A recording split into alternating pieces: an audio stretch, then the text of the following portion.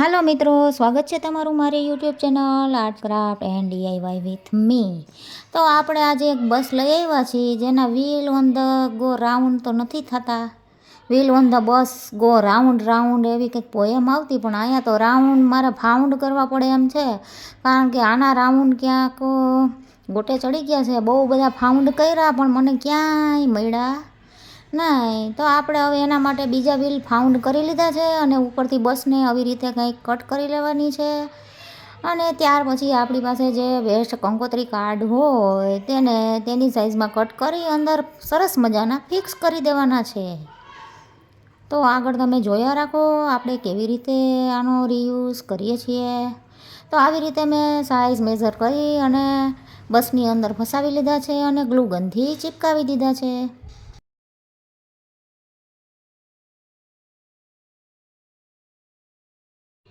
આવી રીતે ગ્લુગનથી પાર્ટ પાડ્યા પછી ઓટોમેટિક આપણું ઓર્ગેનાઇઝર તૈયાર થઈ જશે. અને ત્યારબાદ આપણે બસને થોડી જાનની બસની જેમ ડેકોરેટ તો કરવી પડે, તો જ આપણને કોઈ પણ જૂની વસ્તુ વાપરવાની મજા આવે. એટલે મારી પાસે જે કાંઈ વધેલા કટકા બટકા લેસના પડ્યા હતા એ જ મેં એમાં લગાડી દીધા છે. જો આ વિડીયો તમને ગમ્યો હોય તો મારે વિડીયોને લાઇક, શેર અને ચેનલને સબસ્ક્રાઈબ કરવાનું ભૂલતા નહીં. તો ચાલો જોઈએ આપણે આમાંથી કેવું ઓર્ગેનાઇઝર તૈયાર થાય છે.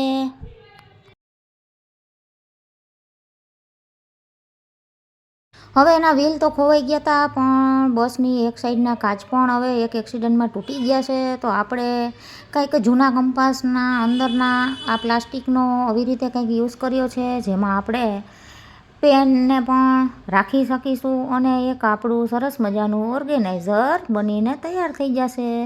આવા ને આવા ડીઆઈવાય જોવા માટે મારી ચેનલને સબસ્ક્રાઈબ કરવાનું ભૂલતા નહીં. તો આમાં મેં બીજા વ્હીલ ફાઉન્ડ કરી અને સરસ મજાના લગાડી દીધા છે. ત્યાર પછી મારી પાસે આવી એક સીટ હતી, તેને મેં આગળ કાચની જગ્યાએ લગાડી છે અને વધેલા લેસના કટકાને મેં ફરતી બાજુ સેટ કરી દીધા છે, જેથી આપણી બસ સરસ મજાની ડેકોરેટ થઈ જાય. ચાલો હવે આપણે આ બસને કયા ગામ લઈ જવાની છે એ તો તમે મને કમેન્ટમાં કહેજો કે આપણે કયા ગામ ફરવા જવાનું છે.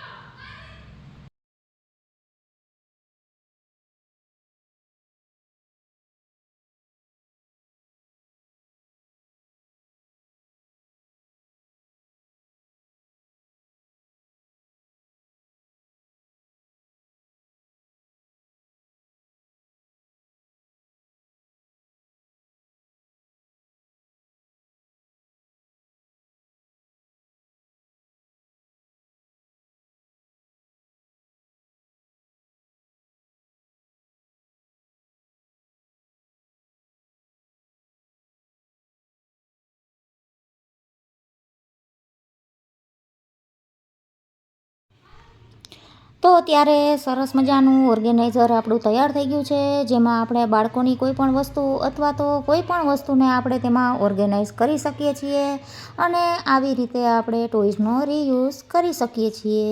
Bye bye.